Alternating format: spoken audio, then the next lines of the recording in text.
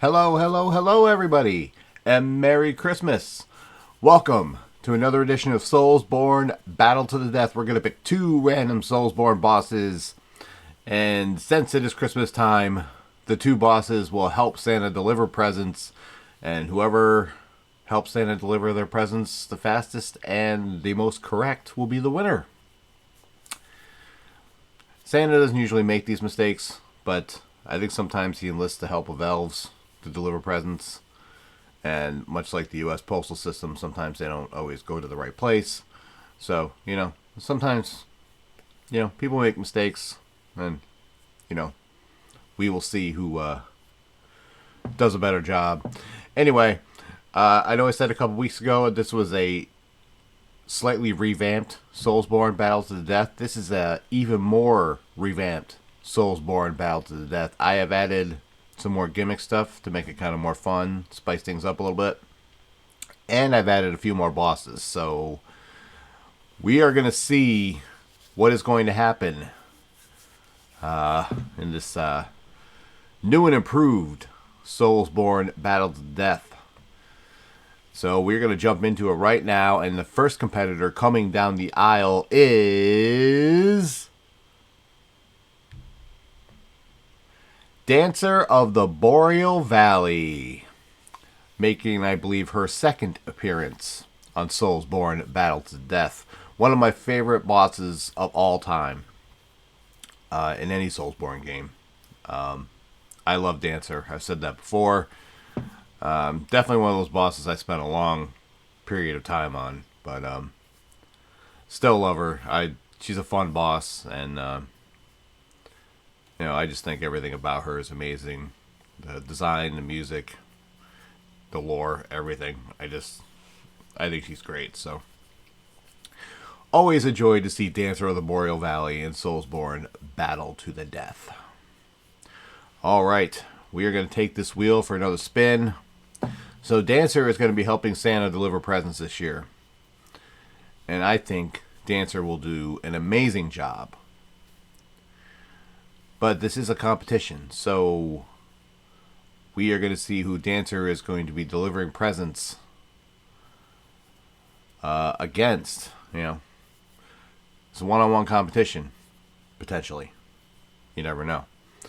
Could be more than that. All right. Dancer of the Boreal Valley in one corner, and in the other corner we have Rom the Vacuous Spider. Oh, man. Well, Rom has a lot of helpers, so that should be interesting. Oh, man, as a fight, I have an opinion on this one, but Rom does have a lot of helpers, but I like Rom. I really don't know what the general feeling is on Rom. I think Rom's fairly popular in the SoulsBorne universe, but Rom's just adorable, and but Rom is also a spider, I guess, in a way. So it's I'm sure opinions are divisive. Just because he has the name Spider, he's not a spider in the traditional sense, I guess. If you really look at it, but yeah. Yeah, Dancer of the Boreal Valley versus Rom the Vacuous Spider. Sounds like a good semi-main event. Oh boy, that is interesting.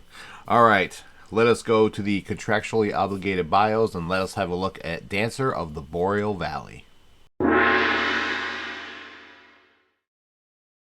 So, Dancer is a direct descendant of Guinevere, Princess of Light. Everyone remembers her from the first game. And as such, she is part of a hybrid race called Irithilians, who are a combination of the race of gods and humans. And they inhabit Irithil, the Boreal Valley, which in my opinion is the most beautiful sight in all of Dark Souls 3. So after Sullivan shows up and proclaims himself Pontiff and takes over the entire city, he gives Dancer a pair of enchanted swords and basically says, "You serve me now." Because the enchanted swords were endowed with dark on one sword and fire in the other sword, apparently that made Dancer Pontiff's servant, which I don't know how that works, but okay. After Prince Lothric refuses to link the first flame and prolong the Age of Flame or whatever, Sullivan all of a sudden decides that Dancer should be a Boreal Outrider Knight and basically sends her into exile. So what we can really deduce from these incidents and put them together and analyze them, and we can spend hours and hours going through all of this, and then in the end we can come to the conclusion that Pontiff Sullivan is a total dick. First he's like, the city is mine now, here are some swords, you serve me, and then all of a sudden it's, get out of here, you're not welcome here anymore. There's no explanation in between either one of those. Dancer, along with Vort of the Boreal Valley, who was also made a Boreal Outrider Knight, were given the eye rings of the Pontiff, which basically slowly turns them into beasts. When Dancer was sent to Lothric, she set herself up to be the guardian of the cathedral and High Priestess Emma, and then just like all the other Outrider Knights, she slowly became a beast thanks to the rings, and her armor fused to her hide, which doesn't sound like very much fun at all. Dancer is a very difficult opponent.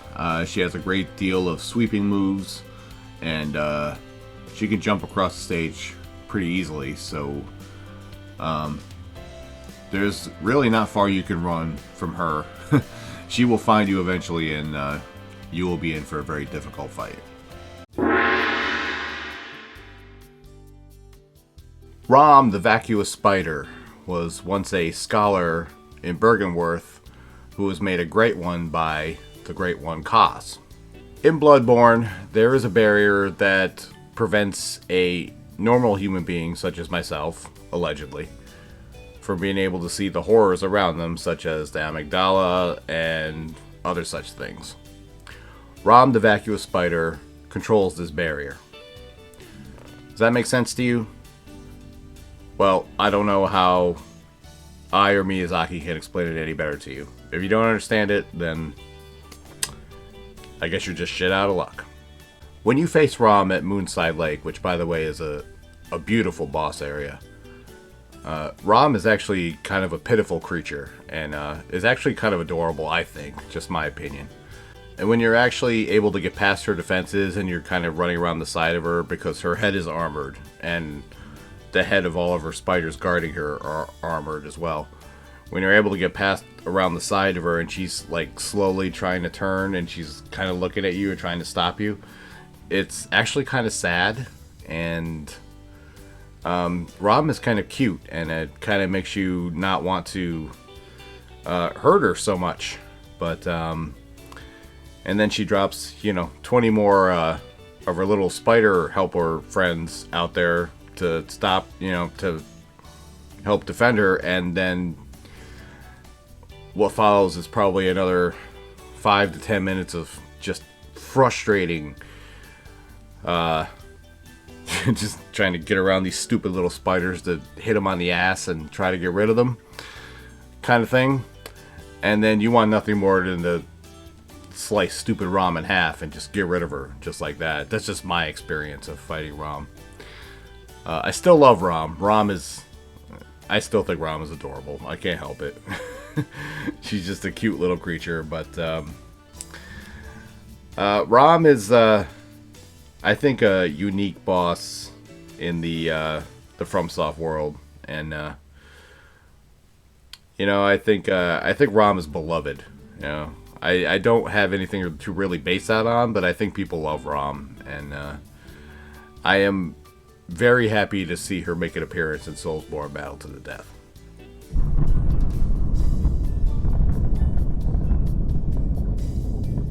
Fighting Rom certainly has its share of difficulties, and I think I've mostly outlined them pretty well as far as the number of spider helpers she drops down to try and stop you. I did not talk about the magic spells that she has, which are very formidable and will knock you on your ass. They do a significant amount of damage. That being said, I don't think she can summon enough spider helpers to stop Dancer from being able to end this fight in a short order. And I just don't think, because I've talked before about Dancer, how strong she is, her sweeping attacks, her area of effect attacks. I don't think she has very much trouble dispatching the spider helpers. And then once she gets to Rom, I think this fight doesn't last very much longer after that. I think Dancer ends this in short order. Dancer doesn't work by the hour, so I'm pretty sure Dancer will end this pretty quickly. But that is just my opinion. Feel free to leave yours in the comments. And with that, this very special Christmas edition of SoulsBorne Battle to the Death comes to a close. If you are looking for a new fantasy series to get lost in, the award-winning Roar of a Dragon series on robertblanchardbooks.com is a great thing to check out.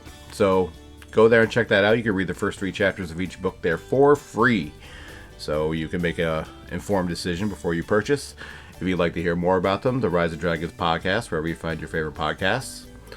My Linktree, my Instagram, and my Twitter are all Bobby's World 2110, so follow me on there if you want to check that out. The Sekiro No Healing Guard run is still ongoing, and this coming week will be the finale. Hopefully, I'm still working on it as we speak. It will be Junichiro and Ishin, win or bust. So we're going to see how that's going to go. Sure, it'll be a great deal of fun. And you can come back here. Those are on Mondays at 3 p.m. Eastern Standard Time, by the way, the Sekiro No Healing Guard run, after which we will move on to something else. And you can come back here for another edition of SoulsBorne Battle to the Death. And next week will be the New Year's Day edition of Battle to the Death. So, come back here Wednesdays, 3 p.m. Eastern Standard Time for that. So, thank you very much for all your love and support. Leave a like, subscribe, notifications, and all that junk. And until next week, be well, stay safe, and as always, it's Bobby's World. And you're all just living in it. See, I'll see you alive, y'all. Bye. What's going on, guys? Thank you for checking out the video today. But I got a question for you. Did you know I wrote a book? Did you know I wrote 3 books? Did you know that they're all part of the same series? The Roar of a Dragon, The Treachery of a Weasel, and The Cry of a Raven.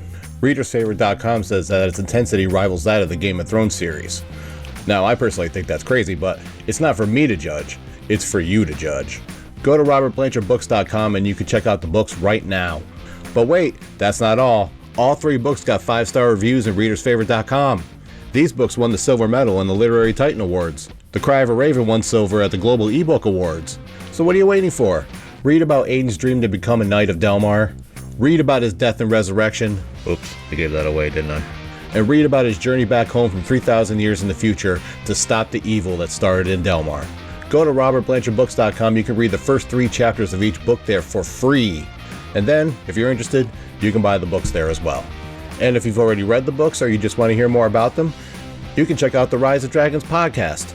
You can listen to it wherever you listen to your favorite podcast. And in every episode, I cover a character from the book, an event from the book, my journey into writing, and everything in between.